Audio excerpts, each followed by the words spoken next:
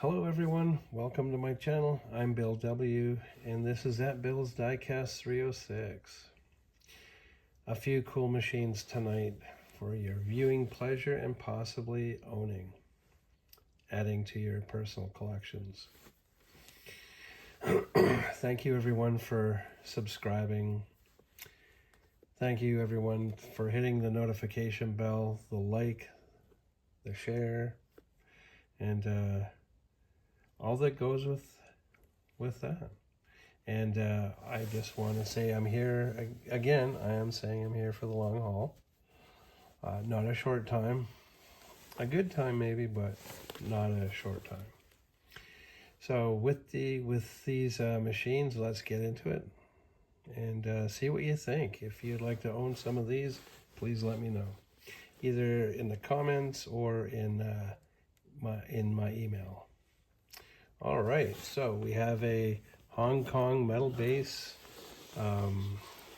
Corvette Stingray by Yap Ming. So the doors do open up on this guy here, and the driver's side, and all that fun stuff.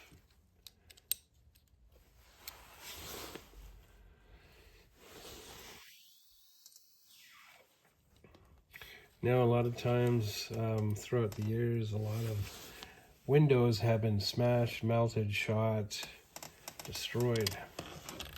It's a pretty good example of a survivor toy car.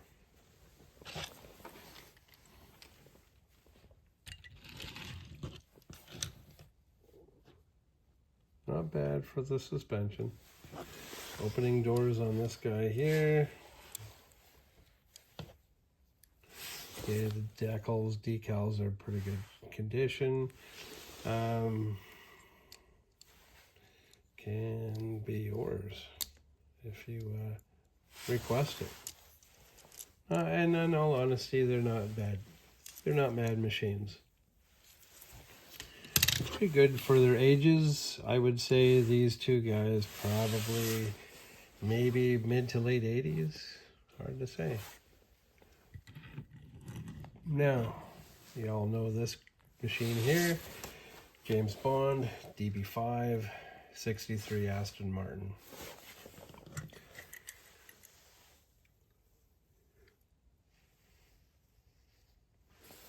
Not bad details. Nice paint. Rubber tires, and these are treaded tires. And very cool exhaust system, pretty much a straight pipe up until the muffler, but that is still pretty good. Very, very cool machine to have, to add to your collection if you are into British machines, European machines, or Aston Martins, or just love to collect. Then that is your machine. Now, in a couple of videos ago, I did have the High Rakers Corvettes, the silver ones or gray ones. Just gonna play through tonight. There we go. Just the High Rakers, and this is what they are known for. No, that's too soon. There you go. Goodyear rubber tires, treaded tires. This Ford car has done well for the time because it was early 80s when the High Rakers came out, because I was in grade 7. As with all of the Fords, most of the Fords, some of the Fords, there's always a missing headlight or two. And probably if you can find it, and if you're a fan, the ZZ Top car, very cool machine. And yes, there's a ZZ Top Ford to find. And the other cool thing to note about this car is the gray rims. Also, there are white rims.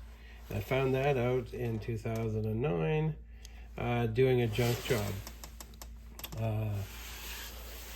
There were some very cool machines with including, I think, this one with the white rims along with the gray rim. So very, very cool cars. Now we have the Mustang Stalker Hong Kong base, but this one I believe has Hong Kong base foreign patent pending. Big Sylvester thing going on there. So not the best, just the way the light's hitting it. But yeah. And then once they got everything squared away through Mattel, it would become, for quite some time, Hong Kong base. And then they'd move to Thailand or Malaysia on the rarest of occasions, China, and I think I have seen Vietnam bases. I also do know that there have been some Leos, which are Hot Wheels made in India, and also it's kind of a hard one to remember, but it's Stutz Blackhawk. It was a grayish car, grayish paint. How did it go? It was sold in France but made in Thailand. It's a little hard to kind of describe, but it's just a bit weird. But there are some French Hot Wheels as well, manufactured in France, I believe. Yeah. And then, this is all memory. Not bad for an old guy. So very, very cool machine. Now this and that also came with the Redline wheels. As you possibly recognize, these were just black walls. Now this here, Lucky Lucky Industry or Industrial 82, 83 Mustang, or even sooner than that, 79, 80. European, I believe, European inspired Ford Mustang with the T-tops. Not a bad machine to have in your collection if you collect. There are so many different kinds and styles of collections out there. There's everything and anything, and that would be what I fall under. Even if it's a cheesy 57 Chevy, I was there. I am there. You may have proper where it's just, it has to be a particular brand, styling. Or if you are just into this style of Mustang, the 60s Mustangs, however you collect is always good for yourself. So, again, you collect how you collect. You don't have to follow any rules, and just enjoy it.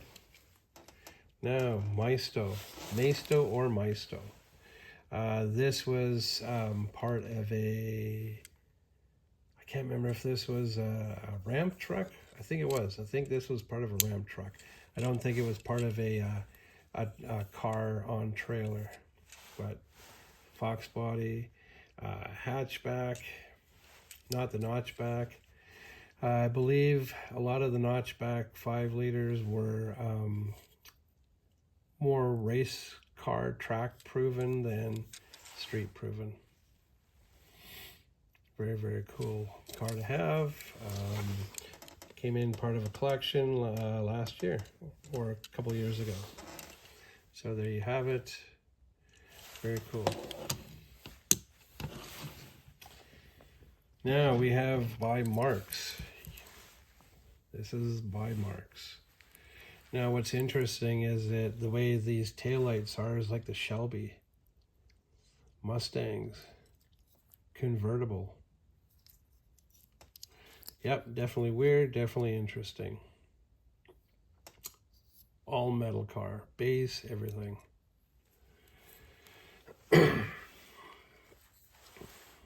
I think this would have been more exciting as a larger car. Definitely would have been exciting as a larger car. Last but not least, 71 Mustang race car. Now, the sad thing on this machine is, yes, it has a suspension, but nothing on the back except a very bad, and yeah, there's a price tag. But the sad thing is, it's some cars did come this way. Some cars ended up this way, depending on how you played with it. Yeah, I'm not going to fiddle around with it. It's just a piece. And this is probably why it's in somewhat decent condition. So, still not a bad machine to have in your collection. Or if you have a diorama of a junkyard, or a diorama of an abandoned vehicles collection. So, there you go, guys. A few cars for your viewing pleasure in this episode. Thank you for watching, and very much appreciated for all you folks who attend my episodes. Yeah, other than that, not much else to say except have a wonderful night, great weekend, and see you soon.